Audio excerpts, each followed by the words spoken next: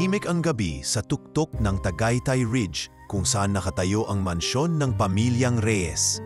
Isang palasyong gawa sa marmol at salamin, napapalibutan ng mga punong pine at tanawin ng taal.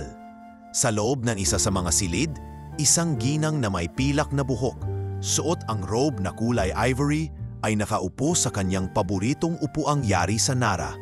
Hawak niya ang isang lumang litrato, larawan nila ng kanyang yumaong asawa at ang kanilang nag-iisang anak, si Adam. Noong ito'y 7 taong gulang pa lamang. Ngayon kung nabubuhay ka lang sana, Alfonso, makikita mong may babae nang nagpapabilis ng tibok ng puso ng anak natin. Bulong ni Doña Adela habang pinagmamasdan ang larawan. Si Doña Adela Reyes ay isang haligi ng negosyo sa bansa. Sa loob ng 40 taon, pinamunuan niya ang Reyes Realty Corporation na siyang nangataguyod ng mga sikat na kondominium sa Quezon City at BGC. Ngunit matapos bawian ng buhay ang kanyang asawa dahil sa aneurysm, pinili nitong lisanin ang kanyang pwesto bilang CEO. Hindi niya na kayang magsimula ng araw sa opisina nang wala ang presensya ng taong naging katuwang niya sa lahat ng laban. Sa paglipas ng mga taon, si Adam ang naging sentro ng kanyang mundo. Lumaki itong matalino, responsable at may mababang loob sa kabila ng kayamanang kinagisnan. Ngunit sa isang bagay, hindi nakialam si Doña Adela, ang usaping pag-ibig. Mula pagkabata, si Adam ay hindi mahilig sa pansin. Tahimik ito, laging nagbabasa ng libro at mas gustong tumambay sa lumang greenhouse sa likod ng mansyon kaysa dumalo sa mga social function. Kaya't nang ipagpaalam nito isang gabi, habang sila'y naghahapunan, na may nais itong ipakilala sa kanya, hindi niya maitago ang pagkabigla. "Nay, gusto ko sanang ipakilala sa inyo si Carla. Siya po ang fiancé ko," ani Adam habang nilalapag ang kutsara. Nagbuntong hininga si Doña Adela. Iangat ang tingin sa kanyang anak at sinubukang ngumiti. "Fiancé agad, anak? Hindi mo man lang ako pinakilala muna bilang kasintahan siya?" "Pasensya na po. Gusto ko lang po munang siguraduhin. Kakaiba po kasi si Carla. Tahimik, simple, hindi marunong mag-arte, pero may puso para sa kapwa. Nurse po siya sa isang maliit na ospital sa Batangas. Nagkakilala kami sa charity mission ng kumpanya. Hindi pa man niya nakikita ang babae. May naramdaman ng bahagyang kaba sa dibdib ni Doña Adela. Hindi dahil sa paghuhusga, kundi sa trauma ng nakaraan. Ilang ulit na rin kasing nagkaroon ng relasyon si Adam sa mga babaeng naging problema. Isang gold digger, isang mahilig sa party, at isang dating influencer na halos sisihin ni Doña Adela sa pagkalugi ng isang proyekto dahil sa gulo sa social media. Gusto niyang maniwala kay Adam. Ngunit bilang isang inang, ilang dekada nang nakikisalamuha sa mga taong may iba't ibang pagkatao, marunong na siyang kumilatis. At sa pagkakataong ito, ayaw na niyang maniwala lang basta. Nang dumating si Carla sa kanilang mansyon makalipas ang 2 araw, nakasuot ito ng puting bestida at rubber shoes. Payakang ayos nito, kulot ang buhok, walang masyadong makeup at may ngiti sa labi. Sa unang tingin ay mukha itong mabait at mahinhin. Tumayo ito at bahagyang yumuko sa harap ni Doña Adela. "Magandang hapon po, Ma'am Adela. Ako po si Carla," anito. "Tumayo ka, hiha. Hindi ako sanay sa yuhu-yuhu. Hindi naman ako hari," wika ni Doña Adela. Ngunit hindi rin niya itinago ang kanyang malamig na tono. Nagpalitan sila ng mga tanong at habang sinasagot ito ni Carla nang may maayos na asal, tahimik na nagmamasid si Doña Adela. May mapapansin kang tila kulang sa tingin niya, isang bagay na hindi mo masyadong mailarawan, ngunit mararamdaman mo sa kilos ng isang tao. Masyado itong perpekto, masyado itong maingat, masyado itong calculated. Matapos ang dinner, kinausap niya si Adam sa veranda. "Anak, ilang buwan mo na ba siyang kilala?" 7 buwan na po, Nay. Alam kong medyo mabilis, pero pakiramdam ko po, siya na talaga. Minsan, ang mga pakiramdam na mabilis dumating, mabilis ding nawawala, Adam, sagot ni Doña Adela. Alam kong hindi mo hihintayin ang pagsang-ayon ko, pero bilang ina mo, may karapatan akong masiguradong hindi lang pangalan mo ang mahal ng babaeng yan. Tahimik si Adam. Tumingin lang siya sa ina. At sa duloy, ngumiti. Hindi ko po hihilinging mahalin niyo agad siya. Pero sana, subukan niyong kilalanin. Doon nabuo ang plano ni Doña Adela. Sa susunod na linggo, sasabihin niyang aalis siya papuntang Europe para magbakasyon.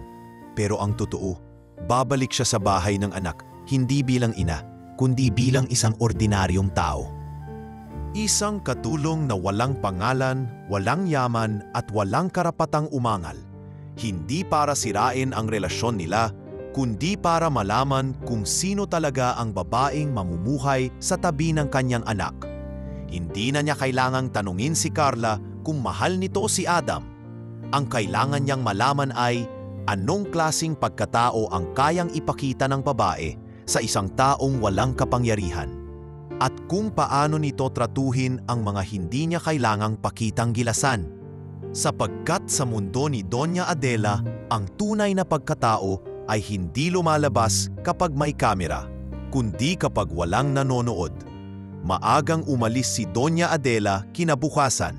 Suot niya ang itim na coat, dark sunglasses at scarf na bahagyang tumatakip sa kanyang buhok habang sumasakay sa private car. Sa mata ng mga tao sa mansyon, magbabakasyon siya sa Europe.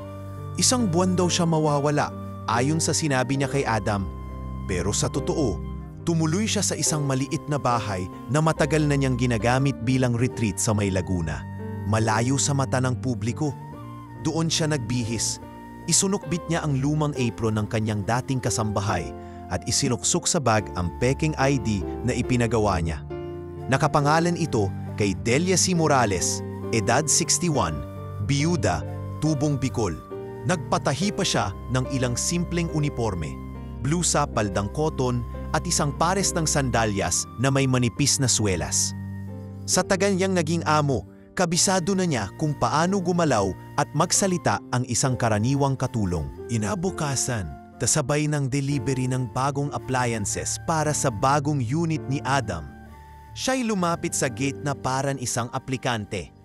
Ang lumang mayordoma na si Yaya Menchi na dating tagapangalaga ni Adam ay isa sa iilang taong pinagsabihan niya ng kanyang plano.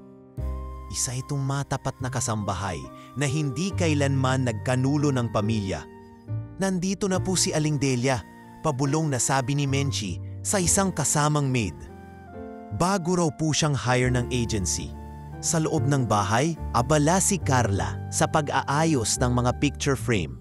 Suot nito ang sleeveless dress at may hawak na baso ng wine habang nakaupo sa chaise lounge. Nang ipinasok ni Menchi si Delia, agad nitong sinipat ang bagong dating mula ulo hanggang paa. Hindi niya agad nakilala ang matandang ginang na minsang nasa dyaryo at business magazines. Yaya, siya ba yung sinasabi mong bagong katulong? Tanong ni Carla habang nakataas ang kilay. Oho ma'am, galing po raw sa agency sa Starosa. Maayos pong maglinis, mabait, tahimik lang, sagot ni Menchi. Tumayo si Carla at lumapit. Inang taon ka na nga, Nay? 61 po, sagot ni Doña Adela sa mahinhing tinig. Nabalo po ako nung pandemya. Wala na rin pong anak. Wala kang anak? Muling tanong ni Carla. Wala na po, kinuha na ng Diyos, sagot ni Adela habang pinipigilan ang sariling emosyon. Kahit fiksyon na lang sagot, may bigat itong dala. Dahil sa isang banda, parang nawala rin sa kanya si Adam nung ito'y unti-unting lumalayo dulot ng ibang mundo. Okay, mabuti pa, simulan mo sa kusina. Pakilinisan yung oven. Gusto kong kuminang yan pagbalik ko mamaya. Wika ni Carla habang umiinom ng wine. And please, wag mong gamitin ang CR dito sa taas. Sa likod ka lang gagamit. Bawal makipagkwentuhan. Naiirita ako sa ingay. Tumango lang si Doña Adela. Sa loob-loob niya, hindi siya makapaniwalang ganoon kababa ang pagtrato sa kanya. Kahit pa alam niyang isa lamang siyang katulong sa paningin ni Carla, masakit tanggapin. Ngunit kailangan niyang maranasan yon upang mas maintindihan ang totoo. Sa unang linggo, tahimik siyang gumalaw sa bahay. Lahat ng utos ni Carla ay sinunod niya. Paglilinis ng alikabok sa chandelier, pagsasanitize ng toilet kahit walang gloves, at pag-aayos ng mga maruruming sapatos sa storage room. Lahat ay tinupad niyang walang reklamo. Bagamat sa tuwing mag-isa siya sa maid's room, palihim siyang napapaluha. Napansin niyang hindi lang siya ang tinatrato ni Carla ng ganoon. Isang gabi, habang inaayos niya ang kama ni Adam sa guest room, narinig niyang minura ni Carla ang batang hardinero na si Junjun. "Bobo ka ba? Bakit mo tinapakan yung orchids ko? Wala ka bang utak?" Sigaw nito habang hawak ang isang hose. "Sorry po ma'am, hindi ko po sinasadya. Madilim po kasi." "Huwag kang sumagot, isa kang inutil. Sabihin mo sa agency mo, ayoko ng katulad mong walang silbi." Napalunok si Doña Adela sa narinig. Ibinaba niya ang bedsheet at tumingin sa labas ng bintana. Sa kanyang isip, isang tanong ang paulit-ulit. Paano kung sa anak niyang si Adam gawin din ito? Paano kung isang araw, kapag sila'y mag-asawa na, ganyan din ang magiging pakikitungo ni Carla sa kanya kapag siya'y mahina na? Isang gabi, habang nagliligpit siya ng mga plato sa dining area, tinawag siya ni Carla. "Nay Delia, halika nga rito." "Opo ma'am. Pwede bang mas iayos mo ang uniform mo? Ang sagwa kasi tignan. Parang hindi ka tulong. Gusto ko kasi maayos sa mata ang lahat. Ayoko ng mukhang galing kalye ang paligid ko." Tiningnan niya si Carla at tahimik na tumango. "Opo, ma'am. Paumanhin po." Hindi siya sumagot ng may galit. Sa halip, binaba niya ang kanyang paningin. Alam niyang kailangan niyang tiisin ito kahit masakit para sa mas malaking katotohanan na kanyang hinihintay. Sa loob ng mga sumunod na araw, mas lalong lumabas ang ugali ni Carla. Minsan, habang may mga bisita, tinawag siya para utusan sa gitna ng pag-uusap. "Nay Delia, kunin mo nga yung wine. Huwag ka ring mag-ingay ha. Nakakahiya ka kasi sa hitsura mong parang luma na ang kaluluwa." Tumawa ang mga bisita. Si Doña Adela, bagamat nasasaktan, ay nanatiling kalmado. Tumalikod siya, kumuha ng wine at nagpatuloy sa kanyang trabaho. Sa silid niya sa likod ng kusina, isinulat niya sa kanyang lumang journal ang lahat ng sinabi ni Carla. Detalyado, araw-araw, bawat mura, bawat pang-aapi. Wala siyang planong ibulgar ito kaagad. Ngunit alam niyang darating ang araw na kakailanganin niya ito. Kahit sa kanyang edad, ramdam niya ang hapdi ng pagbaliwala. Ngunit higit pa roon, mas malinaw na sa kanya ang isang bagay. Hindi lang siya nagpapanggap para kilalanin si Carla. Ginagawa niya ito upang maprotektahan si Adam mula sa isang mundong punong-puno ng magagandang mukha na may maruming kaluluwa. Lumipas ang mga linggo at sa bawat araw na dumarating, mas lalong lumalalim ang galit at pangmamaliit ni Carla kay Aling Delia. Sa unay pasaring lang, mga patutsadang parang biro ngunit may talim. Ngunit sa paglipas ng panahon, naging lantara na ang kanyang pang-aapi. Isang umaga, habang naglalampaso ng sahig si Doña Adela, aksidenteng nadulas siya dahil sa basang tiles.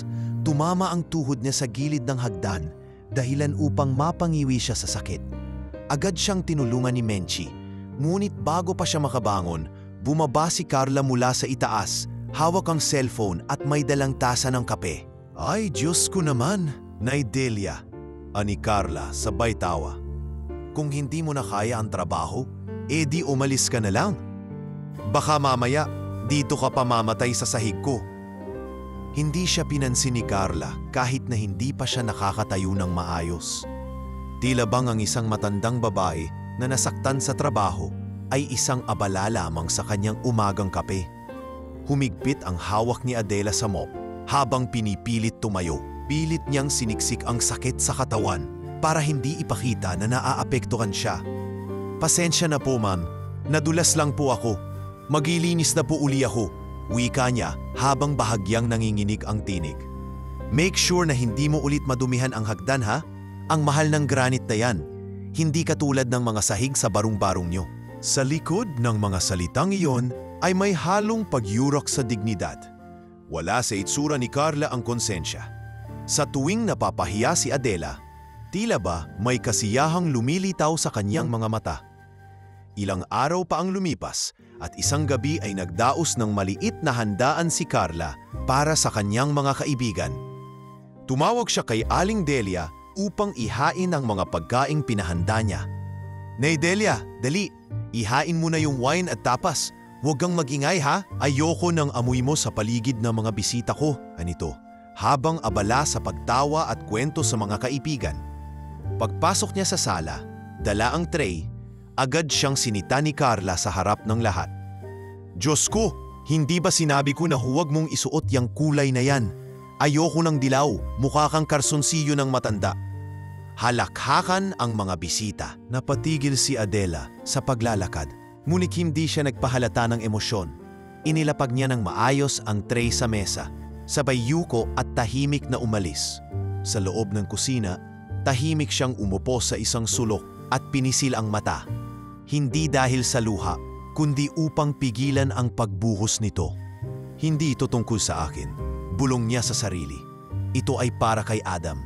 Kinabukasan, pinaalalahanan pa siya ni Carla na huwag gumamit ng CR sa loob ng bahay. Aling Delia, sa likod ka lang gagamit. Naiirita ako sa amoy ng gamit mong sabon. Parang amoy eucalyptus na pinatapon sa estero. Sabay tawa habang naglalagay ng lotion sa kanyang mga kamay. Ang mas masakit sa lahat, sinimulan na ring maliitin ni Carla ang kanyang pagkatao sa harap ng ibang katulong at hardinero. Sinabi nito, "Wala naman sigurong pamilyang naghahanap sa'yo, no? Kaya ka nagkakaganyan, matanda na, nanginginig pa, walang pamilya. Sa totoo lang, naaawa ako sa'yo. Pero hindi ibig sabihin nun, aalagaan kita." Tahimik si Adela habang nagbubuhos ng tubig sa halaman. Ramdam niya ang mga matang nakatingin sa kanya. Mata ng awa, mata ng kaba, mata ng mga kasamahan niyang hindi makapaniwala sa nangyayari. Ngunit walang nagtangkang magsalita sapagkat alam nilang kapag humadlang sila, si Carla ay may kapangyarihang tanggalin sila sa isang iglap. Sa mga sumunod na araw, maging ang pagkain ay pinagdaramutan na siya. Kapag hindi natapos ang ulam ng mga amo, saka pa lang siya pinapahintulutang kumain. At kung minsan, pinapakain siya sa sulok ng dirty kitchen na parang hayop. Nay Delia, wag mo na yang ilabas sa dining area ha? Nakakahiya, kumain ka na lang sa likod tabi ng tambakan, ani Carla habang nagsusuklay sa harap ng salamin. Kung sa bagay, doon ka naman siguro sanay, sa tabi ng basura. Sa bawat mapaniran salita, isang pahina ng journal ang nadadagdagan. Isinulat ni Doña Adela hindi upang ipamukha sa mundo kung gaano siya naagrabyado, kundi upang magkaroon siya ng mas malinaw na larawan ng babaeng nais pakasalan ng kanyang anak. Ayaw niyang umasa sa pakiramdam lamang. Gusto niyang may pruweba, may ebidensya, at higit sa lahat, may dahilan upang mahimasmasan si Adam. Ang hindi alam ni Carla, ang kanyang ginagawang pagmamalupit ay unti-unti nang bumubuo ng panibagong plano sa isipan ni Adela. Hindi ito paghihiganti, hindi ito kapalit, kundi isang paraan upang buksan ang mata ng kanyang anak sa isang katotohanang maaaring ikasira ng kanyang buhay. At sa tuwing sinasaktan siya, pinapahiya o minamaliit, mas lalo siyang tumitibay. Hindi na siya umiiyak sa bawat insulto. Hindi na siya nasasaktan sa bawat pamumuna. Dahil sa kanyang kalooban, alam niyang may araw din na makikita ni Adam kung sino talaga ang babae sa kanyang tabi. Hindi dahil sa sinabi ng ina niya, kundi sa pamamagitan ng sariling mata at katotohanang hindi maikakaila. Isang hapon, habang nagpapahinga si Doña Adela sa likod ng bahay, sa ilalim ng matandang mangga na madalas pagtaguan ng init ng mga hardinero, napadako ang kanyang isipan sa isang malayong alaala. Isang buhay na matagal na niyang inilihim maging kay Adam. Hindi niya kailanman ipinagmalaki kung saan siya nagmula. Bago siya naging CEO, bago siya naging asawa ni Alfonso Reyes, siya ay isang hamak na anak ng kasambahay sa isang lumang bahay sa Malate. Ang ina niya ay katulong ng isang mayamang Kastilang pamilya na kilala noon sa pagiging istrikto at mapanlait. Bata pa lamang siya ay naranasan na niyang kumain sa sahig, Gumising ng alas 5 para mag-igib ng tubig at tumanggap ng mura mula sa among babae dahil sa basag na pinggan. Ngunit tiniis niya ang lahat para lang makapag-aral. Naalala niya ang gabing umiyak siya sa harap ng isang basang notebook. Balang araw, hindi niyo na ako aapihin. Bulong niya noon habang sinisiksik ang sarili sa tabi ng kahon ng mga gamit sa bodega ng bahay. At totoo ngang nangyari iyon. Nakapagtapos siya bilang magna cum laude sa isang state university. At kalaunan ay nakilala si Alfonso sa isang seminar para sa young entrepreneurs. Mula sa pagiging simpleng sekretarya ay naging tagapayo siya sa kumpanya nito hanggang sa sila'y ikasal. Kaya't sa bawat panlalait na tinatanggap niya ngayon mula kay Carla, may nakatagong pamilyaridad. Parang eko mula sa nakaraan, hindi na siya nagugulat. Ngunit mas masakit ngayon sapagkat hindi lang siya ang nakasalalay, kundi ang kinabukasan ng kanyang anak. Gabi-gabi, sinusulat niya sa kanyang journal ang mga natutuklasan, mga salita ni Carla at ang sariling damdamin. Sa isang pahina, nakasulat ang ganito: Carla called me amoy lumang sahig. I remember my first employer who said the same. 47 years later, the sting still feels the same. But this time, I'm not just a kasambahay. I'm a mother. Nagdesisyon siyang hindi ito itigil. Kung noong unay duda lang, ngayon ay nagiging malinaw sa kanya, may malaking pagkukulang si Carla sa puso. Nakikita niya ito sa paraan ng pananalita, sa kilos, sa kakulangan ng malasakit sa maliliit na bagay. Isang araw, habang naglalaba siya sa likod bahay, lumapit si Mang Lando, ang matandang driver na matagal na ring nasa serbisyo ng pamilya Reyes. Nay Delia, kaya pa ba ng likod nyo? Nako, yung palto sa kamay nyo, baka pwedeng ako na lang magpatuloy sa kusina. Ngumiti si Adela. Salamat Lando, kaya pa naman. Sanay na ako sa ganitong gawain. Sanay? Hindi halata, Nay. Parang ang lambot ng kilos nyo. Parang hindi kayo lumaki sa hirap. Napangiti siya ng marahan. May mga bagay na hindi kailangan ipagyabang, Lando. Minsan ang totoo, mas mainam na itinatago. Piningnan siya ni Lando ng matagal, bago marahang tumango. Kung ako sa inyo, mag-iingat kayo. Si Ma'am Carla, may ugali. Hindi ko na mabilang kung ilang beses niyang pinahiya ang mga kasambahay dito. Yung iba, umalis na lang nang hindi nagpapaalam. Pagkarinig niya nito, napalalim ang buntong hininga ni Adela. Hindi ito isang isolated na kaso. Maging ang iba ay nasasaktan. Ang masaklap, walang may lakas ng loob na magsumbong kay Adam. Takot silang mawalan ng trabaho. Takot silang matawag na sinungaling. At higit sa lahat, takot silang mas lalong kutyain. Kinagabihan, habang naglalagay siya ng lotion sa kanyang maga at basag na kamay, may narinig siyang pagkalabog sa loob ng master bedroom. Agad siyang tumayo at lumapit sa pinto. Dinig niya ang boses ni Adam, tila galit at malalim. Carla, bakit mo sinigawan si Menchi kanina? May narinig ako sa maid's quarters. Babe, ang kulit-kulit lang kasi.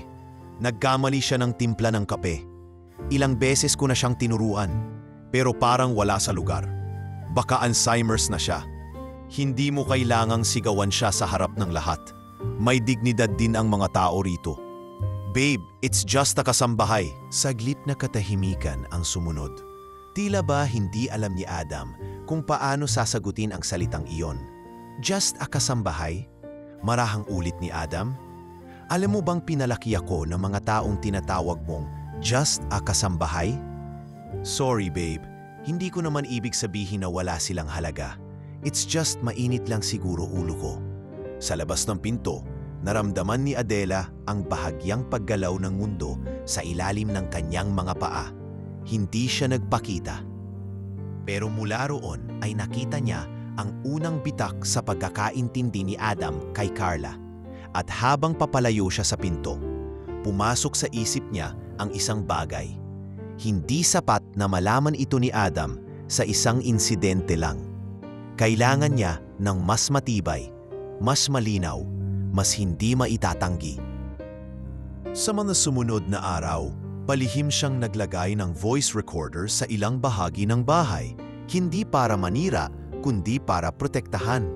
Para sa oras na kailangan niyang ipaliwanag ang lahat, may dalang katibayan. At habang pinagmamasdan niya ang kanyang sarili sa salamin sa likod ng pinto ng kanyang maliit na kwarto, puting buhok, nangingitim na kuko, balingkinitang katawan. Isang tanong ang gumuhit sa kanyang isip, hanggang kailan niya kakayanin ang ganitong pagtrato? Ngunit mabilis din siyang sumagot sa sarili, hanggat hindi niya natitiyak na ligtas ang puso ng kanyang anak mula sa maling babae, hindi siya hihinto. Sapagkat kung minsan, ang tunay na pagmamahal ng isang ina ay hindi lang nakikita sa yakap o halik, kundi sa katahimikan ng mga sakripisyong hindi niya kailanman binigkas. Biyernes ng gabi nang bumalik si Adam mula sa 5 araw na business trip sa Singapore. Tahimik siyang pumasok sa mansyon, pagod mula sa sunod-sunod na meetings at presentation. Ngunit excited siyang makita muli si Carla. Sa isip niya, ipapakilala na niya ito sa board of directors bilang kanyang official partner, isang hakbang palapit sa pag-aasawa. Ngunit sa pagbukas niya ng pinto, ang tahimik na bahay ay tila may ibang hangin. Hindi niya alam kung saan galing ang pakiramdam na yon, ngunit alam niyang may mali. Pagsapit niya sa living room, nadatnan niya si Carla na nakaupo sa sofa, hawak ang cellphone, abala sa pagre-record ng TikTok video. May suot itong peach na silk robe at nakaayos na parang kagagaling lang sa spa. Nang mapansin siyang dumating, mabilis na tinigil ng babae ang video at ngumiti. "Babe, you're home early," bati nito habang lumapit at hinalikan siya sa pisngi. "Yup, tinapos ko na lahat ng meetings para makauwi ng mas maaga," tugon ni Adam habang nakangiti. Ngunit kahit may ngiti, hindi nawala ang kaba sa dibdib niya. Parang may kulang sa tanawin ng kanyang pagbalik. Parang may mga matang hindi masaya. "Nasaan si Yaya Menchi?" tanong niya habang iniikot ang mata sa paligid. "Nasa kusina ata, baka kasama si..." Ano nga pangalan ng bagong katulong? Saglit na nag-isip si Carla. Si Delia. Ayun, baka nagluluto." Delia? Tila pamilyar sa pandinig ni Adam ang pangalan, pero hindi niya alam kung bakit. Matanda na yon. Mabagal kumilos, parang ang hirap turuan. Pero okay lang, wala pa namang napapabagsak. Napakunot ang noo ni Adam, ngunit hindi na siya nagsalita. Naisip niyang baka pagod lang si Carla, o baka hindi lang nila nagkakasundo. Sa isip niya, baka hindi lang sila pareho ng vibes ng matanda. Habang kumakain ng hapunan, lumabas si Aling Delia mula sa kusina. May dalang tray ng prutas. Tiningnan siya ni Adam at sa isang iglap, parang may naalala siya. May pamilyar sa kilos nito, sa paraan ng pagtayo, sa pakikitungo. Ngunit hindi niya alam kung bakit. "Nay Delia," aniya, "salamat po sa pagluto. Ang sarap ng sinigang." Napatingin si Carla. "Really babe? Parang ang alap nga eh." "Well, siguro sanay ka sa mga luto ng katulong." Napangiti si Adam, pero may bigat sa dibdib. "Hindi naman sa ganun. It's just masarap talaga." Numiti si Aling Delia, bahagyang yumuko at umalis na tahimik. Ngunit sa loob-loob niya, may halo ng init at lamig ang bawat eksenang iyon. Masakit mang makita, pero hindi niyang inaasahang pati sa harap ng anak niya ay walang paggalang si Carla sa taong pinagsisilbihan nito. Kinabukasan habang nasa veranda si Adam, lumapit si Aling Delia upang maghatid ng kape. "Sir, baka gusto niyo po ng mainit na kapeng barako." Nagulat si Adam. "Ay Nay Delia, ako na po dapat niyan. Ang aga niyo pa pong gumalaw." "Nasanay na po sa maagang gising," tugon ng matanda habang nilalapag ang tasa. "Kamusta naman po kayo dito? Mabuti po bang kasama si Carla?" Napatingin si Adela sa anak. Isang segundo siyang tumahimik. Sa kaloob-looban niya, gustong-gusto niyang sabihin ang totoo, pero pinili niyang ngumiti. "Ayos naman po, medyo maselan lang po si ma'am.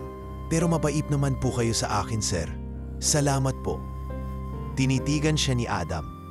"Parang may nararamdaman po akong iba. Pero siguro ako lang to." Ngumiti lang si Adela at tumango, saka muling bumalik sa kusina. Sa parehong araw ding iyon, nadatnan ni Adam ang isang eksenang hindi niya inakalang makikita. Naglakad siya sa may likod bahay upang magpahangin nang marinig ang malalakas na tinig. Tumigil siya sa tabi ng pader At mula sa maliit na bintana ng laundry area ay nakita niya si Carla galit na galit habang sinisigawan si Aling Delia. Hindi ba't sinabi ko na sa'yo na linisin mo tong floor na to? Bakit may putik pa dito? Gusto mo bang ako pa ang madulas dito? Ha? Pasensya na po, ma'am. I'm sorry, I can't assist with that request. I'm sorry, I can't assist with that request. Wala lang. May napansin lang ako. Parang may mga pagkakataong medyo nagiging harsh ka. Tumawa si Carla, parang hindi seryoso ang sinabi ng nobyo. Babe, come on! Sensitive ka lang siguro. Sanay lang ako sa standards. Gusto ko kasi lahat maayos. Alam mo naman ako. Alam ko, pero sana naman, konting respeto. Matanda na rin si Delia. Wala namang masama sa pagtutuwid, pero sana hindi ganun kabigat. Hindi na sumagot si Carla. Tumalikod ito at nagpatuloy sa ginagawa. Habang nasa kabilang silid si Doña Adela, pinipilit niyang huwag marinig ang pag-uusap nila. Ngunit kahit sa mga mumunting piraso ng tunog na bumubulong mula sa kabila ng dingding, naramdaman niya ang kaunting pag-asa. Si Adam ay nagsisimula ng makakita. Hindi pa buo, hindi pa malinaw. Ngunit sapat na upang maramdaman niyang may simula sa pagbukas ng mga mata ng kanyang anak. Hindi pa sapat ang isang insidente. Alam niyang kailangan pa ng panahon. Ngunit para sa isang inang halos madurog ang puso sa mga araw ng katahimikan, ito na ang unang liwanag na matagal niyang hinihintay.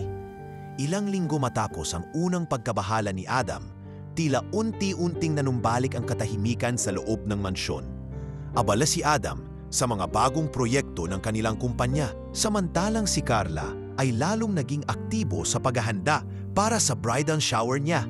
Araw-araw ay tila isa itong celebrity bride-to-be. May personal stylist, makeup artist at isang wedding planner na parang sinadya pang ipagmalaki sa buong village. Ngunit sa likod ng engrandeng preparasyon, isang mas tahimik na digmaan ang nagaganap. Si Doña Adela, sa katauhan pa rin ni Aling Delia, ay patuloy na tinitiis ang panlalait at pamumuri ng nobya ng kanyang anak, habang pilit na kinukumbinsi ang sarili na malapit na ang wakas ng kanyang pag-eeksperimento. Pero isang hindi inaasahang pangyayari ang nagpabago sa lahat. Isang malubhang sakit ang dumapo sa kanya. Isang gabi, habang naglilinis ng mga plato sa lababo, bigla na lamang siyang napaupo. Nahulog sa sahig ang hawak niyang baso at bumao ng bubog sa kanyang palad. Nanginig ang kanyang mga kamay at ramdam niyang lumamig ang buo niyang katawan. Dahan-dahan siyang tumayo, ngunit tila umiikot ang paligid. Ang kanyang hiningay naging mababaw at ang ulo'y parang sasabog. Tinawag siya ni Menchi na agad siyang inalalayan. Delia, alis ka lang ba? Ang putla mo. Parang nahihilo ako, ang dibdib ko. Mahinang wika ni Adela habang pinipilit na makapagsalita. Agad siyang isinugod sa ospital ng mga kasambahay. At sa hindi inaasahan, si Adam mismo ang nagmaneho ng sasakyan. Narinig niya kasi ang kaguluhan mula sa kanyang silid at agad siyang bumaba. Hindi siya nagtanong kung sino si Delia, basta't nakita niyang may nahimatay na matanda sa kanyang bahay. Sumaklolo siya. Habang nasa emergency room, kabado si Adam. Umupo siya sa waiting area habang hawak ang kanyang cellphone, tila hindi mapakali. Lumapit sa kanya si Carla, naka-makeup pa at nakasuot ng robe na pang-sosyal. Babe, kailangan mo pa ba talagang samahan niyang katulong sa ospital? May photoshoot tayo bukas, di ba? Reklamo nito habang nakapamewang. Napatingin sa kanya si Adam, tila napuno ng inis. Carla, naaksidente siya sa loob ng bahay. Alam mo bang pwede tayo makasuhan kung mapabayaan siya? Ganun ba? E di palitan na lang siya kung hindi na kaya ng katawan. You're not running a charity here, Adam. Napayuko si Adam, pinigilan ang sarili. Ngunit alam niyang unti-unti nang may sumisikip sa pagitan nila. Ang mga salitang iyon, dati parang hindi niya pinapansin, pero ngayon ay nagiging palasak. Hindi niya masabi kung dahil ba ito sa pagod o dahil sa unti-unti niyang nakikilala kung sino si Carla sa harap ng kahinaan ng iba. Makalipas ang ilang oras, nilapitan siya ng doktor. Stable na po ang pasyente. Inatake lang ng dehydration at sobrang pagod. May edad na po kasi. Kailangan ng pahinga. Salamat, Doc. Pwede ko po ba siyang makita? Sandali lang po. Inaayos pa siya sa recovery room. May kasama po ba siyang pamilya? Napatingin si Adam kay Carla, saka umiling. Wala raw ho siyang anak. Balo na rin siya. Kami na lang ho ang pamilya niya ngayon. Muli na naman siyang tinamaan ng kirot sa dibdib sa mga salitang iyon. Sa likod ng katotohanang sinabi niya, may hindi siya batid. Na ang ina niya ay hindi kailanman lumayo, kundi nariyan lang sa bawat sulok ng kanyang buhay. Sa katauhan ng katulong na pinagsabihan pa ni Carla na pambasura. Nang makauwi na si Adela mula sa ospital, hindi pa rin siya nakaligtas sa mapanuring mata ni Carla. Isang hapon, habang nagpapahinga sa maid's room, bigla na lamang siyang pinuntahan nito. I'm sorry, I can't assist with that request. I'm sorry, I can't assist with that request. Umupo si Adela sa tapat niya. Bahagyang nangangatog pa rin ang mga kamay niya. Ginagawa ko lang naman po ang trabaho ko, sir. Pero salamat po. Tahimik na nagbuntong hininga si Adam. Alam mo po ba, napapaisip ako minsan kung gaano ko kakilala talaga si Carla. Minsan iniisip ko, baka hindi ko pa siya lubos na nakikilala. Hindi sumagot si Adela. Tumingin lamang siya sa buwan na nakasilip sa likod ng ulap. May mga bagay pong hindi natin nalalaman sa simula. Sagot niya, pero sa paglipas ng panahon, lalabas at lalabas din ang totoo. Ang mahalaga lang, handa tayong makinig kahit masakit. Tumango si Adam. Tama po kayo. At sa gabing iyon, habang nakaupo silang dalawa sa ilalim ng malamlam na ilaw ng hardin, muling napatunayan ni Adela na hindi na sayang ang kanyang sakripisyo. Ang mga salita ng kanyang anak ay tila musika sa kanyang puso. Hindi dahil sa lungkot o galit, kundi dahil sa posibilidad ng pagkakagising.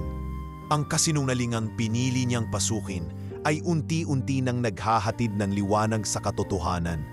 At alam niyang sa bawat araw na lumilipas, mas lumalapit na siya sa tamang sandali. Ang pagbubunyag ng lahat. Ngunit hindi pa ngayon, hindi pa bukas. Sa tamang panahon, sa tamang lugar at sa harap ng mga taong kailangang makarinig ng katotohanan. Dumating ang umagang tahimik ngunit mabigat ang hangin. Sa labas ng bintana ng maliit na silid ni Aling Delia, naririnig ang huni ng mga ibon at ang mahihinang yapak ng mga kasambahay na nagsisimula ng araw. Ngunit sa loob ng silid ay may ibang ritmo, isang tibok ng pusong nabigatan na ng panahon. Sa mesa ay nakalatag ang makapal na journal, puno ng sulat kamay na nakakaigpaw sa sakit.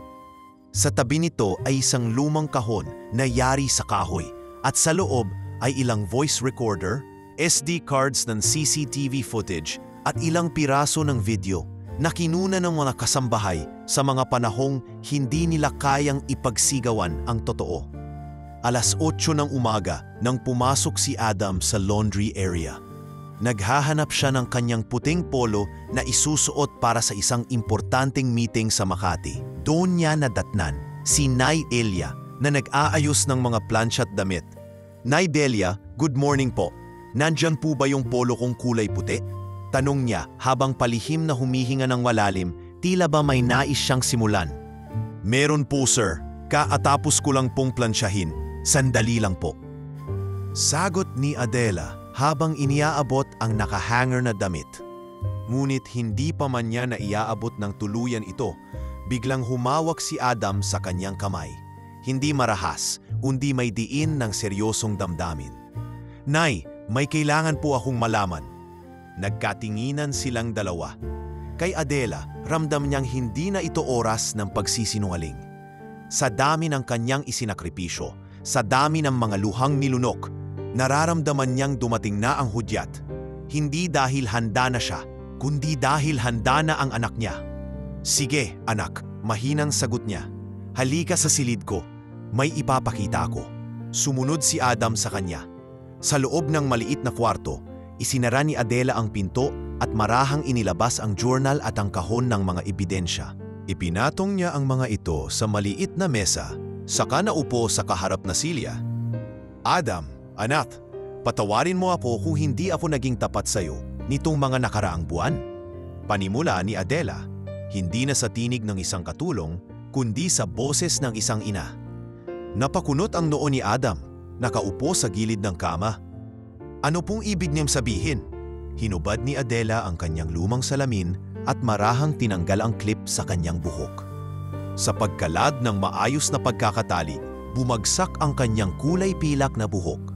Isang pamilyar na imahe mula sa kanyang kabataan. Sa dahan-dahang pagbabagong iyon, parang naaninag ni Adam ang isang anino ng isang mukha na matagal nang hindi niya nakita ng buo. Adam, apo si Mama.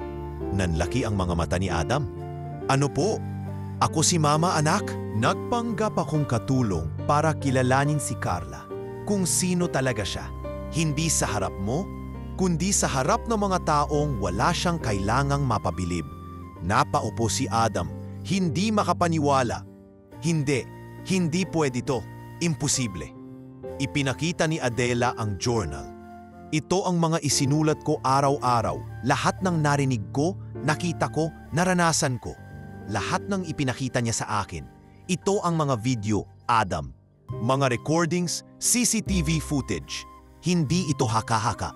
Hindi ito kwento lang ng ina mong mapanghusga. Ito ay mga ebidensya ng pagkatao ng babaeng gusto mong pakasalan. Tahimik si Adam habang binubuklat ang journal. Binasa niya ang mga salitang nasulat doon. Mga linya ng pang-aapi, pamiminsala at panlalait. Hindi siya makapagsalita. Ang bawat pahina ay tila patak ng ulan sa kanyang puso. Unti-unting binabasa ang pundasyon ng tiwalang itinayo niya kay Carla. Pero bakit kailangan mong gawin to, Ma? Tanong niya sa gitna ng panginginig ng tinig. Dahil anak kita, sagot ni Adela. At ayokong habang buhay mong pagsisihan ang pag-aasawa sa isang taong walang respeto sa iba. Hindi mo makikita yon habang minamahal ka niya. Pero makikita mo kung paano siya magtrato ng taong walang halaga sa kanya. At kung ganyan siya sa isang katulong, paano pa kaya kung tumanda ka na't mahina na? Tumulo ang luha sa mata ni Adam. Hindi niya alam kung ano ang mas masakit, ang pagkakatuklas ng lihim ng ina o ang katotohanang maaaring mali ang babaeng gusto niyang pakasalan. Tumayo siya. Naglakad paikot ng silid. Paulit-ulit na tinitingnan ang mga video sa tablet na ibinigay ni Adela. Nandoon ang paninigaw, ang pambabastos, ang pagtrato sa kanyang ina na parang basura. Nandoon ang Carla na hindi niya nakilala. Mahal ko siya, pero hindi ko na alam kung sino talaga siya. Mahinang sabi ni Adam. Huwag mong pilitin ang sarili mong paniwalaan ang hindi totoo, anak. Hindi kita pinipilit na iwan siya. Pero narito ako para ipakita sa iyo ang katotohanan. Anuman ang desisyon mo, tatanggapin ko. Pero bilang ina mo, ginawa ko lang kung ano ang alam kong tama. Muling tumahimik ang silid, walang imikan. Ang orasan sa dingding lang ang bumibilang ng segundo. Sa wakas, tumango si Adam. Salamat, Ma. Salamat sa ginawa mong di ko kayang gawin. Ang tumingin ng totoo. Nayon lang muling nakita ni Adela ang mata ng anak na puno ng tiwala. Isang uri ng pagtingin na hindi kailangan ng paliwanag ni pangaral. At sa gitna ng katahimikan, alam nilang pareho magbabago na ang lahat. Hindi kaagad, hindi madali. Ngunit sa wakas, nagsimula na ang pagbubukas ng isang pinto tungo sa liwanag. Ang araw ng engagement party ay dumating na parang isang marangyang pelikula. Ginanap ito sa isang prestigyosong hotel sa Makati. Isang ballroom na puno ng kristal, gintong chandelier, puting bulaklak at mahahabang mesa na may mamahaling linen at inukitang mga upuan. Sa labas ay nakapila ang mga mamahaling sasakyan at bawat bisita ay suot ang pinakamagarang kasuotan.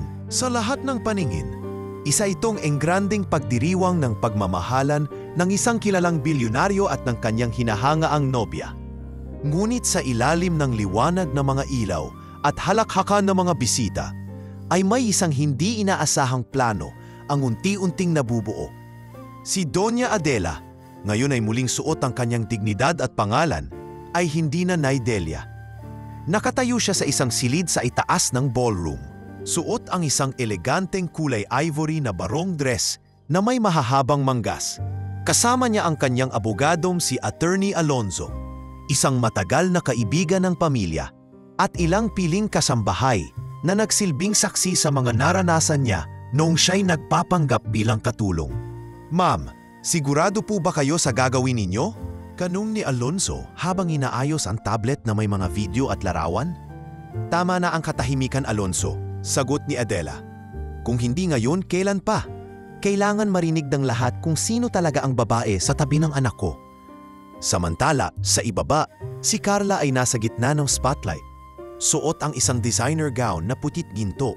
Palakpak ng mga bisita ang sumasalubong sa kanyang bawat galaw. Hawak niya ang mikropono, ngumiti sa mga panauhin at nagsimulang magbigay ng mensahe. "Magandang gabi po sa inyong lahat. Salamat po sa pagsama sa amin ni Adam sa aming espesyal na araw. Ang engagement party na ito ay simbolo ng aming pagmamahalan." Biglang huminto ang musika. Ang ilaw ay bahagyang pumatay at ang ingay sa buong hall ay napalitan ng buluman. Lahat ay napalingon sa entrada ng ballroom. Isang babae ang marahang pumasok. Matikas ang tindig, elegante ang bihis at sa kanyang likuran ay isang screen na unti-unting bumukas. "Magandang gabi sa inyong lahat," wika ng babae. Tahimik ang lahat. "Pasensya na kung istorbo ako sa inyong kasayahan. Ako po si Adela Reyes, ina ni Adam." Nagulat ang lahat. Ang iba'y napatayo, ang iba namay napabulong. Lalong higit sa lahat, si Carla, namutla, nanigas at hindi makagalaw sa kinatatayuan. "Ako po ang ina ng lalaking ikakasal sa babaeng ito at bago po ninyong kami batiin, nais ko lang pong ibahagi ang ilang bagay na dapat nyong malaman." Sa likod niya, nagsimulang umandar ang video. Isa itong voice recording, ang unang beses na sinigawan ni Carla si Delia. "Hindi mo ba maintindihan?" "I'm sorry, I can't assist with that request." Lahat po ng ito ay hindi kwento lang, patuloy ni Doña Adela. "Ako po mismo ang naging kasambahay ng anak ko. Pinili kong itago ang aking pagkatao upang makita kung sino talaga ang babaeng kanyang iniibig. At ito po ang nakita ko. Si Adam ay tahimik lamang. Nakatayo siya sa gilid ng entablado. Suot ang itim na taksido. Ngunit ang kanyang mukha ay puno ng pighati. Hindi siya lumapit kay Carla. Hindi siya nagtanong.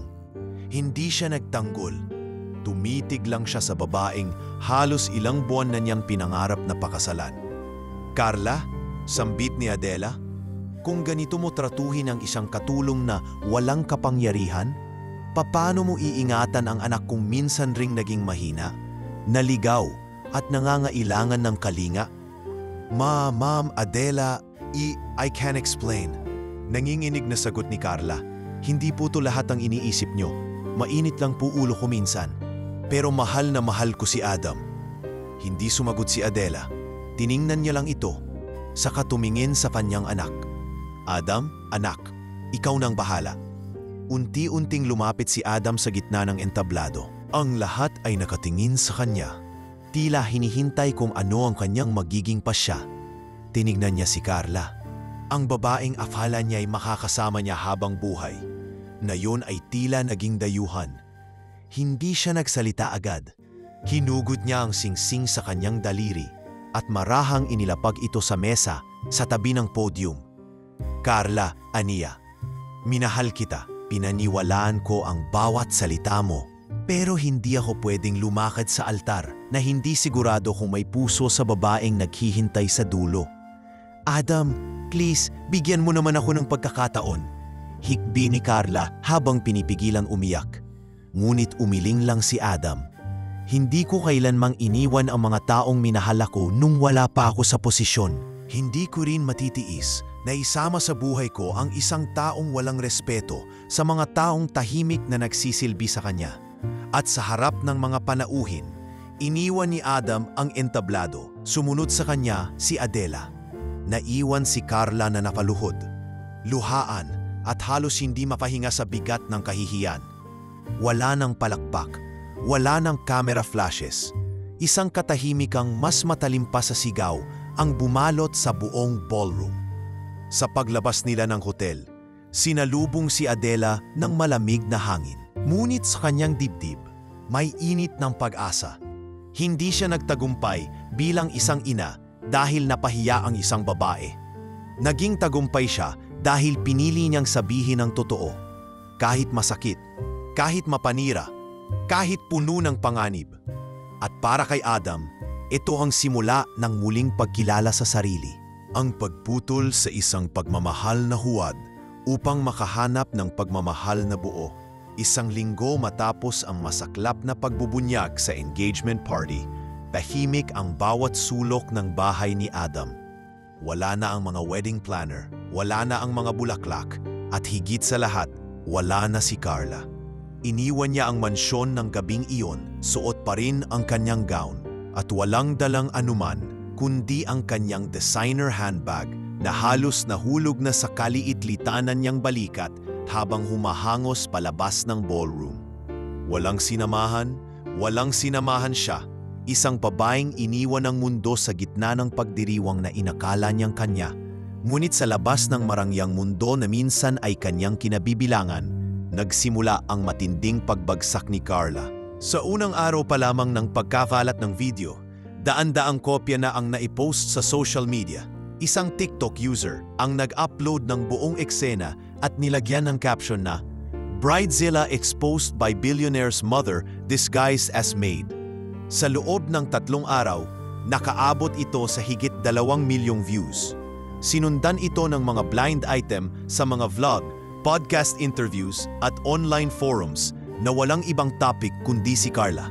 Ang dating taglay niyang ganda at alindog ay hindi na sapat upang takpan ang pangit na ugaling nabunyag sa mata ng publiko.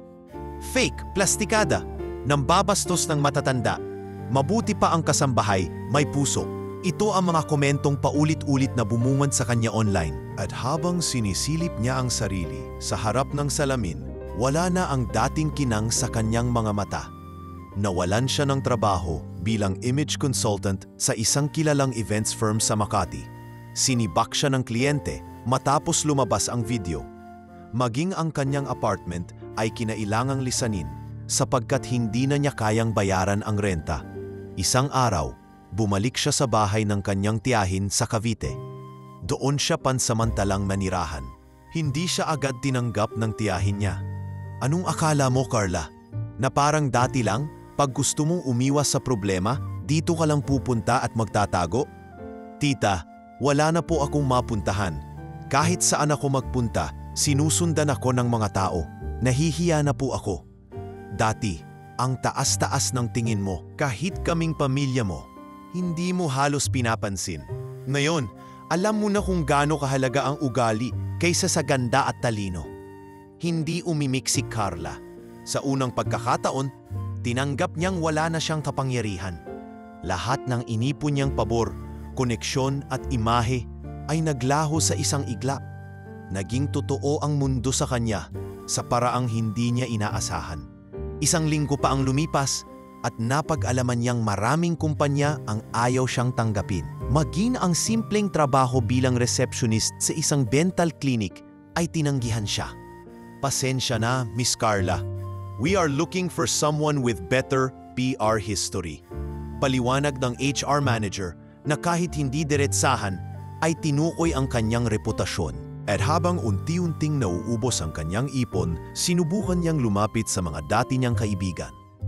Ngunit sa bawat mensahe, tila mga multo na lang sila. Hindi sumasagot, hindi sumasalo, at kung minsan ay naglalagay pa ng scene sa chat. Naging malinaw sa kanya. Sa mundo ng mataas na lipunan, ang pagkakamali ay hindi laging pinapatawad, lalo na kung ito'y ipinakita sa publiko. Isang gabi, habang pauwi mula sa pagtanggi ng isa na namang trabaho, nakasalubong niya ang isang matandang babae sa labas ng simbahan sa Baclaran. May dala itong plastik ng lugaw na ipinamimigay sa mga palaboy. Magsasalita na sana siya ng masama, ngunit nang makita niyang ngumiti ito at inabot ang isang plastik sa isang batang babae na halos kasing edad ng kanyang pamangkin, bigla siyang napalunok. Parang may kirot sa puso niya. Parang may pamilyar na hinagpis sa tanawin na iyon. Sa gitna ng kadiliman, sa ilalim ng ilaw ng poste, tila baga siya ay nasilip ang dating sarili. Hindi ang Carla na may damit designer o makeup artist, kundi ang Carla na minsang nangangarap lang ng respeto at pagmamahal. Kailan siya naging mapanakit? Kailan siya nagsimulang tratuhin ang mga walang pangalan na para bang wala silang kaluluwa. Lumuhod siya sa gilid ng simbahan. Tahimik siyang umiyak. Hindi na para sa mga nawala sa kanya. Hindi na para sa yaman, posisyon o kasikatan, kundi para sa sarili niyang kaluluwa na tila ba ngayon lang niya muling narinig. Hindi alam ni Carla kung paano siya babangon, pero alam niya kailangan niyang simulan sa kung anong totoo. Sa mga sumunod na araw, lumapit siya sa isang local foundation para sa mga matatanda at kasambahay. Nagpresenta siyang tumulong bilang caregiver assistant. Sa umpisa, hindi siya agad tinanggap. Ngunit sa paulit-ulit niyang pagbalik, pag-aalok ng libreng serbisyo at pagpakita ng tunay na pagsisisi, pinayagan siyang magsimula bilang volunteer. Araw-araw, sinamahan niya ang mga lola sa kanilang therapy. Siya ang naglinis ng mga gulong ng wheelchair, siya ang nagluto ng lugaw, at minsan, siya rin ang nagpapalitan ng diaper. Hindi siya nagreklamo. Hindi niya tinanong kung kailan siya magiging regular. Hindi rin siya nag-post sa social media tungkol dito. Tahimik lang siyang nagsisilbi. Minsan, habang nagpupunas siya ng pawis ng isang lola na may Alzheimer's, tinanong siya nito, "Anak, ikaw ba'y may pamilya?" Ngumiti si Carla. "Wala po, pero gusto ko pong magsimula muli." At doon sa mata ng matandang halos hindi siya kilala, nakita niya ang unang sulyap ng kapatawaran. Hindi mula sa iba, kundi mula sa sarili. Sa kabilang dako, sa isang opisina sa Makati, si Adam ay nakaupo sa kanyang mesa habang hawak ang isang papel na may larawan ng isang bagong outreach program. Sa gilid ng papel ay may logo ng Delia Foundation, isang proyekto ng kanyang ina para sa mga kasambahay at caregivers. Sa larawan ay isang grupo ng mga volunteers na nagtuturo sa mga matatanda kung paano gumamit ng tablet.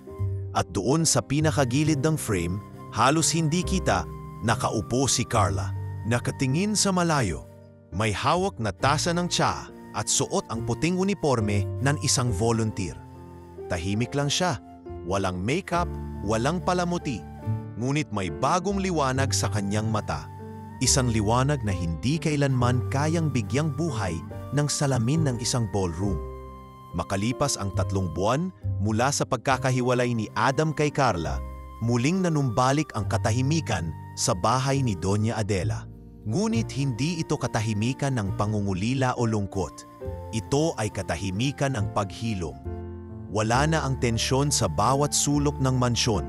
Wala na ang mga yapak na may kasamang panlalait. At higit sa lahat, wala na ang panlabas na anyo ng kaligayahang hindi naman totoo sa loob. Nagdesisyon si Adam na pansamantalang bumaba sa kanyang pwesto bilang CEO ng Reyes Realty Corporation. Hindi upang tumakas kundi upang huminga. "Ma, gusto ko po sanang lumayo muna sa lahat." Wika niya isang gabi habang sabay silang nagkakape sa garden. "Gusto kong lumapit sa mga tunay na bagay, yung walang filter, walang maskara." Tumango si Doña Adela. Hindi siya nagtanong pa. Alam niyang ang anak niya'y hindi tumatakas, naglalakad lang sa direksyong mas totoo. At sa paglalakad na iyon, nagdesisyon silang mag-ina na tuparin ang isang matagal ng planong nauudlot. Ang pagtatayo ng isang foundation para sa mga kasambahay at matatanda. Delia Foundation, ang pinili nilang pangalan, at hindi aksidente iyon. Sa lahat ng mga pangalan na pwedeng gamitin, ang Delia ang pinakaangkop. Pangalan na minsan yan ginamit upang masaksihan ang katotohanan, at pangalan na ngayon ay magsisilbing simbolo ng dignidad at pag-angat ng mga tinuturing na wala. 1 buwan pa lamang mula nang ito'y itinatag, agad itong lumawak. Naging misyon ng foundation ang pagbibigay ng free legal assistance, livelihood training, at counseling para sa mga domestic workers. Nagdaos sila ng medical mission sa mga barangay at nagtayo ng pansamantalang tahanan para sa mga matatandang kasambahay na wala ng pamilya. Doon unang nakilala ni Adam si Angela, isang volunteer nurse na matagal ng bahagi ng community health program ng foundation. Hindi siya kagaya ng mga babaeng dati niyang nakakasalamuha. Walang makaap si Angela, walang mamahaling alahas, walang drama. Kapag nagsasalita ito, buo ang loob at tahimik ang tinig. At kapag ngumiti, tila hindi ito para ipakita ang sarili. kundi para ipadama sa kausap na naririnig siya. Una silang nagkakilala sa isang feeding program sa Tondo. Si Angela ay abalang nag-aasikaso ng mga senior citizen, habang si Adam ay tahimik na nasa likod, nagbubuhat ng mga kahon ng pagkain. Nang madapa ang isang lola sa gilid ng pila, sabay silang lumapit upang alalayan ito. "Kamusta po, Lola? Masakit po ba?" tanong ni Angela habang inaangat ang babae. "Okay lang, Hija. Nadulas nang yata ako." Mahina ngunit nakangiting sagot ng matanda. Tumingin si Angela kay Adam. "Ang bigat po ng mga kahon niyo. Baka kayo naman ang madapa niyan." Biro niya habang pinupunasan ng pawis sa noo. Ngumiti si Adam. "Hindi naman po. Sanay na rin sa mabibigat." Mula noon, naging natural ang bawat pagkikita nila. Walang ligawan, walang malalim na usapan, pero may tahimik na koneksyon sa pagitan nila. Para kay Adam, si Angela ay tila pahina ng libro na hindi niya kailangang madaliin basahin. Walang pressure, walang pagkuunwari. Si Doña Adela, bagamat tahimik lamang, ay palihim na nagmamasid. Isang hapon habang tinutulungan niya si Angela sa paghahanda ng donation boxes, napansin niya ang maingat na kilos nito, ang respeto sa matatanda at ang paggalang sa mga kasamahan. "Angela, ilang taon ka ng nurse?" tanong niya. 5 taon na po, pero bago ako naging nurse, caregiver po muna ako sa isang home for the aged, sagot ni Angela. "Yung nanay ko po kasi, dating kasambahay, siya ang nagtaguyod sa akin.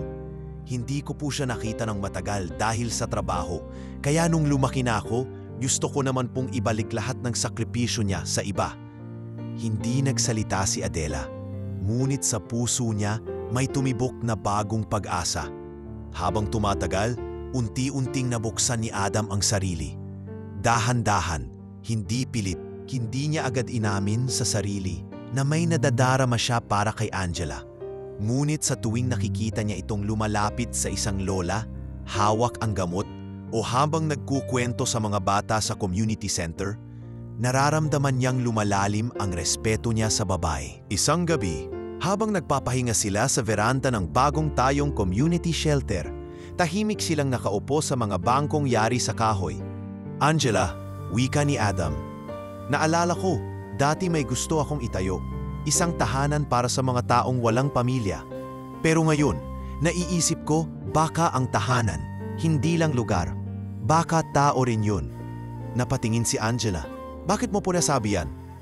"Dahil sa tuwing nandito ka, hindi ko nararamdaman ang lungkot. Hindi rin ako kinakain ng mga alaala ng nakaraan. Pakiramdam ko, ligtas ako." Hindi sumagot si Angela, ngunit hinawakan niya ang kamay ni Adam, mahina, magaan, pero buo.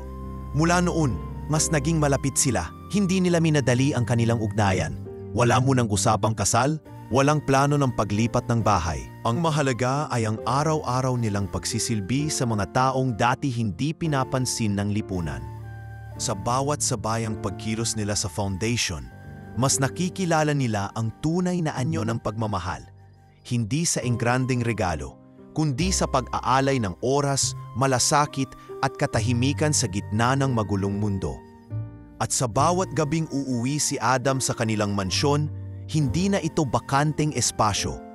Nandoon na ang ina niyang muling tinuturing na gabay, at nandoon ang payapang damdamin na sa kabila ng panlilinlang na naranasan niya, may mga pagkakataong ang sugat ay hindi hadlang, kundi paalala na may lugar pa rin sa puso para sa bagong simula. Minsan, ang bagong simula ay hindi palaging sinasalubong ng sigawan o paputok. Minsan, ito'y dumarating sa anyo ng katahimikan. Ganoon ang naging simula ng bagong kabanata sa buhay ni Adam. Wala ng cameras, wala ng engrandeng party, wala ng spotlight. Isang araw lamang, habang nasa rooftop sila ni Angela ng community shelter sa Pasig, sinabayan ng ihip ng hangin ang damdaming matagal nang unti-unting nabubuo. "Alam mo ba," sabi ni Adam, habang pinagmamasdan ang mga ilaw ng lungsod, "ngayon ko lang naramdaman to, yung pakiramdam na hindi ako hinuhusgahan, hindi sinusukat, hindi iniinspeksyon." Mumiti si Angela. Dahil hindi mo kailangang patunayan ang sarili mo sa akin, Adam.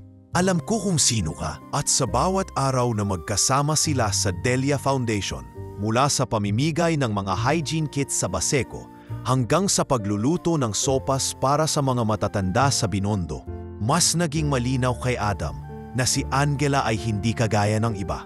Hindi siya nagpapakitang tao. Hindi siya mahilig sa grand gestures o social media posts. Ngunit kapag may batang umiiyak sa klinik, siya ang unang lumalapit. Kapag may matandang nanghihina, siya ang unang umaalalay. Si Doña Adela, sa kabilang banda, ay hindi kailanman nagtulak sa kanilang dalawa. Ngunit hindi rin niya itinago ang saya sa tuwing nakakikita ng malasakit si Angela para sa mga taong kinalimutan ng lipunan. Isang umaga, habang nag-aayos si Adela ng mga donasyong damit sa storage room ng foundation, nilapitan siya ni Angela at inabutan ng sandwich at juice. Ma'am Adela, baka hindi pa po kayo kumakain. Kayo pa po ang pinakauna kanina, pero kayo rin ang pinakahuling magpahinga. Ngumiti si Adela. Salamat Angela. Minsan talaga, nakakalimutan ko na ring may katawan akong kailangang alagaan. Tahimik silang naupo sa maliit na bangko sa gilid ng kwarto. Maya-maya, nagsalita si Angela. Ma'am, hindi ko po alam kung kailan ko masasabi ng diretsyo. Pero nagpapasalamat po ako sa inyo. Hindi lang sa pagtanggap ninyo sa akin, kundi sa pagtuturo ninyo kung paano pahalagahan ang mga taong nasa paligid, kahit hindi sila kilala. Tumingin si Adela sa kanya, tahimik, ngunit may malalim na pagmamasid. Angela, hindi ko kailangan ang mga magarbong salita. Pero alam mo kung anong mas mahalaga kaysa sa magagandang sinasabi ng isang tao? Ang ginagawa nila. Sa lahat ng nakita ko, mula kay Carla hanggang sa ibang babae sa buhay ni Adam, ikaw lang ang may mata na marunong tumingin sa loob. Bahagyang napayuko si Angela. Hindi siya sanay sa papuri, lalo na kung mula sa isang gaya ni Doña Adela. Ngunit sa kanyang puso, naramdaman niya ang pagkatanggap. Isang mainit na pagyakap mula sa isang ina, kahit walang pisikal na yakap. Habang lumilipas ang mga buwan, mas lalo silang naging malapit. Hindi lamang bilang mga katrabaho sa advokasya, kundi bilang dalawang taong tahimik na pinagtitibay ng pagkakataon. Si Adam ay muling bumalik sa ilang proyekto ng kanilang kumpanya, ngunit ngayong kasama na niya si Angela sa mga outreach mission, mas may saysay ang bawat araw. Hindi rin sila nagmadali. Sa halip na dalhin ang relasyon sa karaniwang ruta ng panliligaw, sila'y nagpatuloy sa paglalakbay ng magkatabi, nag-uusap, nagtutulungan, at higit sa lahat, nagmamasid sa bawat kilos ng isa't isa. Isang gabi, matapos ang isang matagumpay na event sa San Mateo para sa mga caregiver, naglakad silang dalawa sa tabi ng ilog. Tahimik ang paligid, tanging ingay ng tubig at mga kuliglig ang maririnig. Angela, basag ni Adam sa katahimikan, may gusto sana akong itanong, hindi dahil kailangan, kundi dahil gusto kong marinig mula sa'yo. Pumingin si Angela sa kanya, marahang gumiti. Ano yun? Pwede ba kitang tawaging tahanan?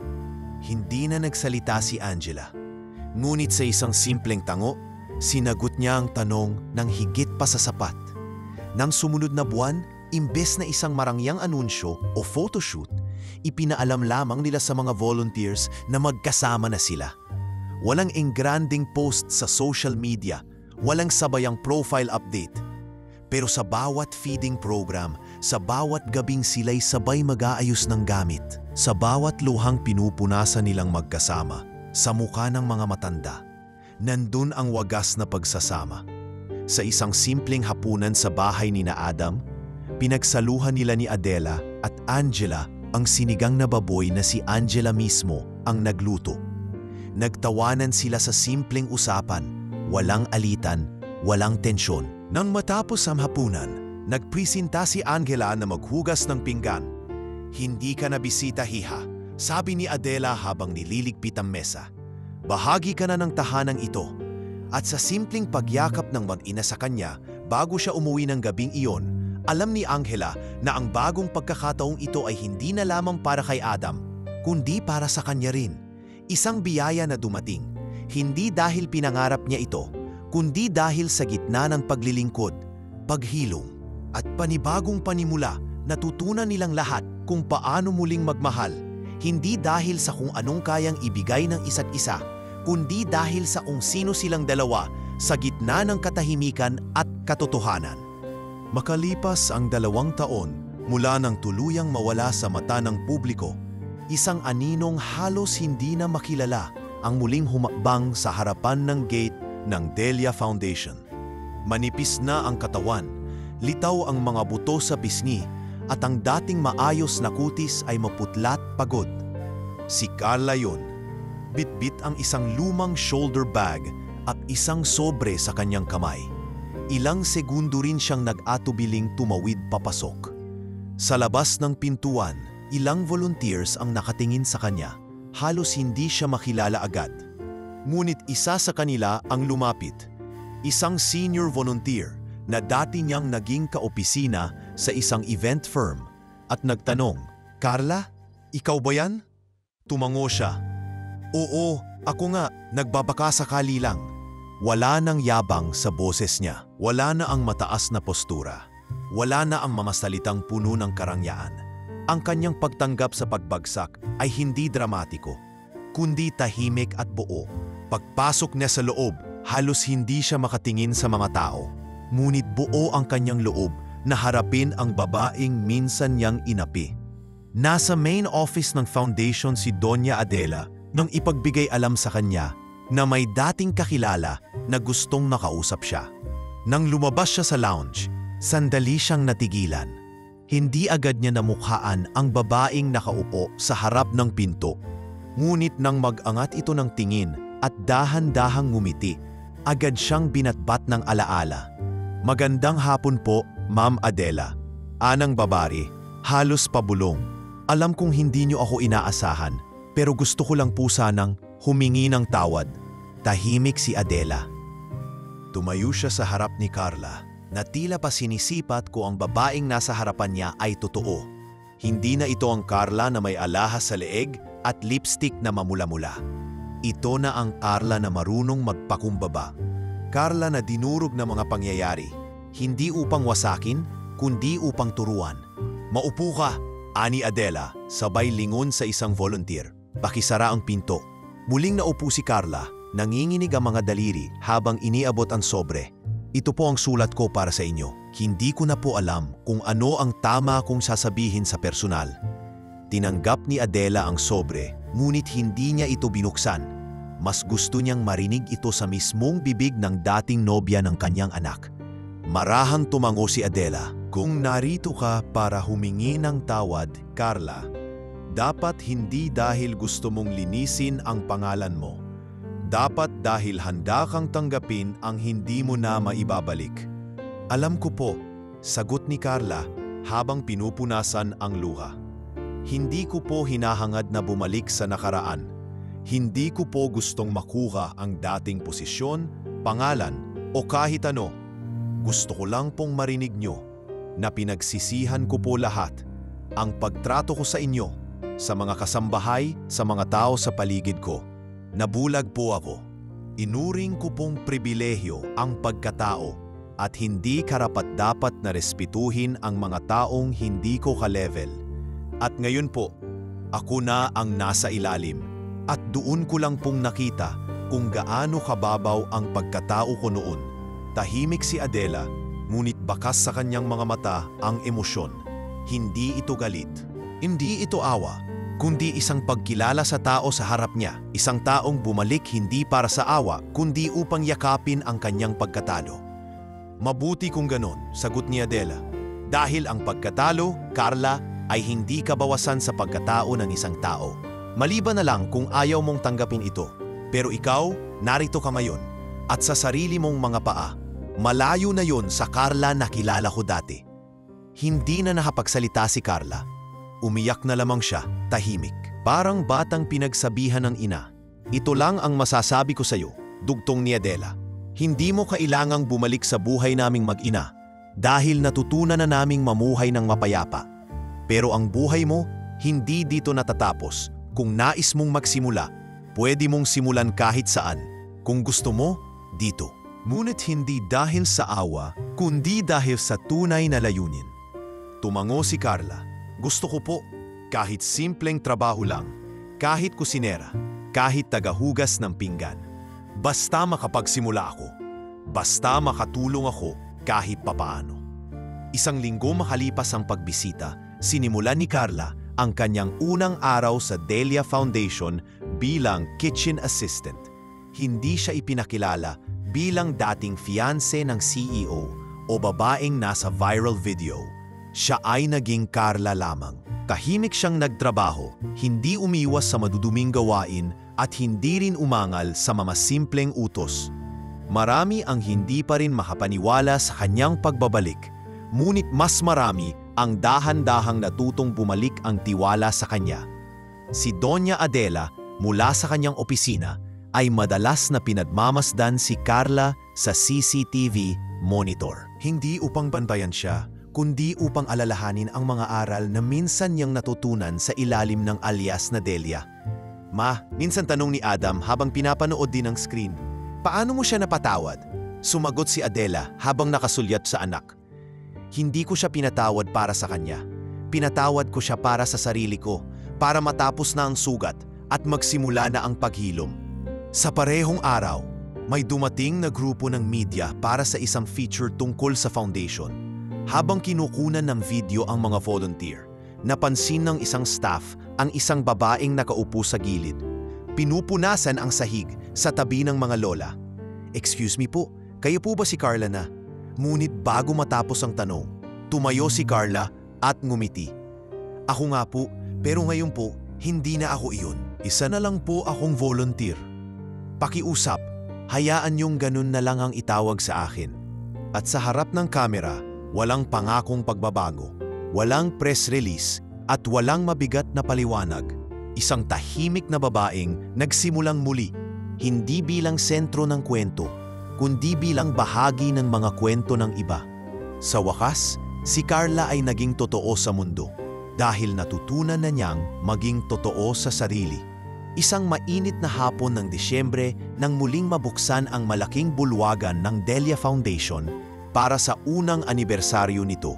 Hindi ballroom ng hotel ang venue, kundi ang dating bodega ng mansyon na pinalitan ng mga kahoy na kisame, malalaking bintana at murang puting pintura. Sa gilid, may mahabang mesa ng puto, pansit at kakanin.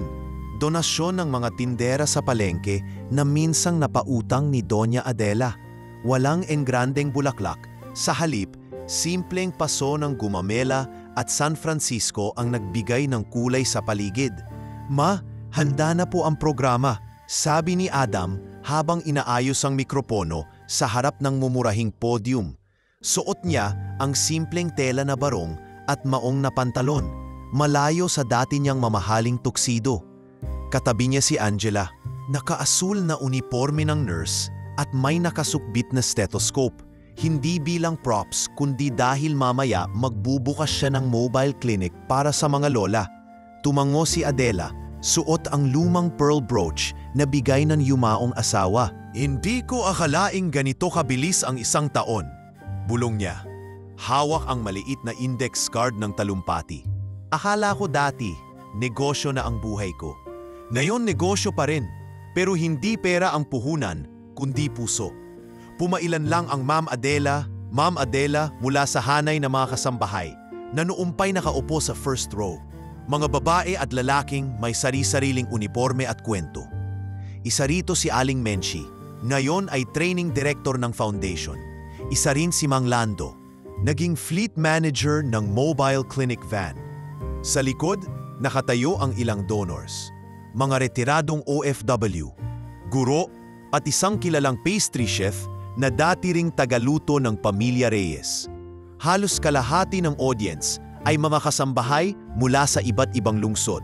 Lahat ay nakangiti, lahat ay dama ang pan-aari sa espasyong ito. Umangat ang mikropono. Malambing hindi nanginginig ang tinig ni Adela nang magsimula siyang magsalita. Magandang hapon sa inyong lahat. Kung may nagsabi sa akin 10 taon na ang nakaraan na babalik ako sa pag-aalaga ng kusina, mag-aalaga ng matatandat at magpapatakbo ng ganitong proyekto, tatawa lang ako. Pero narito tayo ngayon, hindi para magbibilang ng piso, kundi para magbibilang ng buhay na nababago. Maikling palakpakan. Sa gitna, napatango si Carla. Hindi na volunteer sa kusina lang, kundi certified caregiver na. Nakasuot ng simpleng polo shirt na may stitched logo ng foundation. Tahimik ang kanyang halakhat, ngunit puno ng pagtanggap. Hindi na siya ang sentro. Iyon mismo ang gusto niya. Ngayong taon, patuloy ni Adela, na itaguyod natin ang 3 pangunahing programa. Una, ang libreng legal clinic para sa kasambahay na pinasahod ng kulang. Pangalawa, ang livelihood workshop na nagturo ng baking at soap making. Pangatlo, ang ating home care center na kumukupkop sa mga lolang dating kasambahay na iniwan ng amo o pamilya.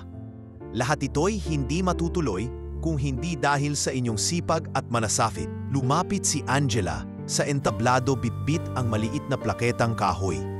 "Ma'am, kung maaari po, nais naming ihandog sa inyo ito," ani Angela. "Salamat dahil pinaramdam niyong may tahanan at kinabukasan ang tulad naming dati tagabuhat o tagalinis lang." Nakangiting tinanggap ni Adela ang plake, ngunit ang mata niya'y napunta kay Adam. Makalipas ang lahat, panlilinlang, pagkawasak at pagtayo muli, naroroon ang anak niya. Mas payapa, mas simple, ngunit higit na buo. Lumapit si Adam sa mikropono at sa unang pagkakataon sa harap ng mga kasambahay, wala na siyang titulo o apelido. Siya'y si Kuya A. "Maraming salamat, aniya, sa pagtanggap sa akin bilang kapwa ninyo. Hindi ko man naranasan ang buhay na daan-daan ang pinapasukan bawat araw. Natutunan kong may kakaibang galing, tapang, at talino sa kusina, sa laundry area, sa hardin. Yun po ang talino at tapang na bumubuo sa pamilyang ito." Naglahad siya ng munting sulat, parang announcement pero walang fanfare. "Ngayong buwan, maglalabas kami ni Angela ng mobile clinic na lilibot sa mga barangay para sa libreng check-up ng mga kasambahay at pamilya nila. Hindi namin alam kung gaano kadali ang operasyon, pero sigurado kaming hindi kayo iiwan sa gitna dahil hindi nyo rin kami iniwan." Habang pumapalakpak ang mga tao, napatingin si Adela sa isang lumang frame na nakasabit sa dingding. Litrato niyang bata, nakataling buhok, may hawak na mop. Sa ilalim, nakasulat ang isang linyang patuloy niyang inuusal. "Kapag pinakaabakan ng mundo, tandaan mong nasa pusod ka rin ito, diyan ka tutubo pataas." Muling umindak sa stage lights ang mga volunteers, sinalubong ng masigabong tawa at kwentuhan. Sa gitna ng ingay, lumapit si Angela kay Adam. Bitbit ang 2 tasa ng salabat. "Pagod?" tanong niya. "Hindi," sagot ni Adam, "pero gutom na." Sabay silang tumawa, parang magkaibigan lang na 8 taong magkakilala. Wala pang proposal, wala pang singsing. Ngunit sa bawat araw na magkasama silang mag-asikaso ng foundation, kasabay na ring himuhugis ang tahimik na pangako. Hindi kailangang isigaw, sapat na ang ipamuhay. Lumapit si Adela sa kanila. Pinanood ang 2 pusong abala sa pagbabahagi ng sinigang sa mga lola. "Naalala ko tuloy ang yumaong asawa ko," sabi niya kay Angela. "Palagi niya akong pinapaalalahanan, Adela, hindi lahat ng yaman na susukat sa tseke." Noon, hindi ko gaanong naintindihan. Ngayon, araw-araw ko nang nararamdaman. Umiling si Angela, nakangiti. "Siguro po, ma'am, kaya hindi agad nating naramdaman. Kasi tao lang din tayong natututo habang nasasaktan." "Madalas ganun nga," tugon ni Adela. "Pero ngayon, sa bawat araw na magigising ako, hindi na stock price ang iniisip ko, kundi kung ilan ang lola na mapapakain, ilan ang kasambahay na matutulungan sa kontrata, ilan ang batang hindi na kailangang huminto sa pag-aaral para maghanap buhay." Gabi na nang magsimulang magsiuwi ang mga bisita. Sa harap ng gate, nagmano kay Adela ang ilang kasambahay bago sumakay ng jeep. Sa gilid, sumakay si Carla sa foundation van, papunta sa home care center kung saan siya naka-assign sa night shift. Bago isara ang pinto, nag-angat siya ng tingin at kumaway kay Adela. Hindi na kailangan ng salita, sapat na ang ngiting iyon upang masigurong nagsimula na talaga siyang muli. Pagbalik ni Adela sa loob, nakatabi pa rin sa isang sulok, ang lumang apron at peking ID na ginamit niya noong 1 taon. Sa halip na itapon, inilagay niya ito sa isang shadow box at isinabit sa koridor ng opisina. Malaki ang titik, ang hamak na katulong na nagligtas sa puso ng anak. Sa ilalim ay maliit na note, hindi pera kundi kabutihan ng tunay na kayamanan. Nang sumapit ang hating gabi, tahimik ang mansyon. Sa veranda, nakaupo ang mag-ina, bawat isa'y may mainit na kape. Sa malayo, tanaw ang ilaw ng foundation na nakabukas pa, senyales na may nagbabantay sa mga lola. Ma, sabik na tanong ni Adam, masaya ka ba? Tumingin si Adela sa langit, pinagmasdan ng kislap ng iilang bituin na naaninag sa gitna ng city lights. Masaya ako anak, kasi ngayon ko lang naranasan ang kayamanang hindi pwedeng ipamana sa titulo, ang kayamanang pwedeng ipamana sa puso. Napangiti si Adam at marahang umakbay sa ina. Sa kabilang upuan, nakatulog na si Angela, nakasandal sa likod rest. Hawak pa rin ang medical chart ng lola na nakilala niya kanina. Dahan-dahang kinuha ni Adam ang chart at ipinatong sa mesa. Hinayaan niyang manahimik ang gabi, sumipol ang hangin at ipaalala sa kanila na matapos ang lahat. Pagyayaman, panlilinlang, pagbagsak at pagbabalik, isang simpleng katotohanan ang natitira. Ang pamilya ay hindi lamang dugo o apelyido, kundi ang mga pusong nagbabalikan sa isa't isa sa gitna ng kababaang loob at malasakit. Sa huling higop ng kape, inalala ni Adela ang init ng basahan sa kanyang kamay noong siya'y si Delia, ang malamig na hangin ng kahihiyan sa ulunan ni Carla at ang matamis na luha sa mga mata ni Adam nang makita ang katotohanan. Sa bawat alaala, may bakas ng sakit. Ngunit higit doon, may marka ng pagbangon. At habang namamaalam ang gabi, itinitik niya sa puso ang pahayag na dati pangarap lang. Dito, sa tahanang ito, ang yaman ay hindi nasusukat sa laki ng lupa o taas ng gusali, kundi sa lalim ng mga yakap, sa init ng lugaw na pinagsaluhan at sa tibay ng mga pusong handang mahalin ang lahat, maging hamak na katulong man o bilyonaryo, ng pantay at buo.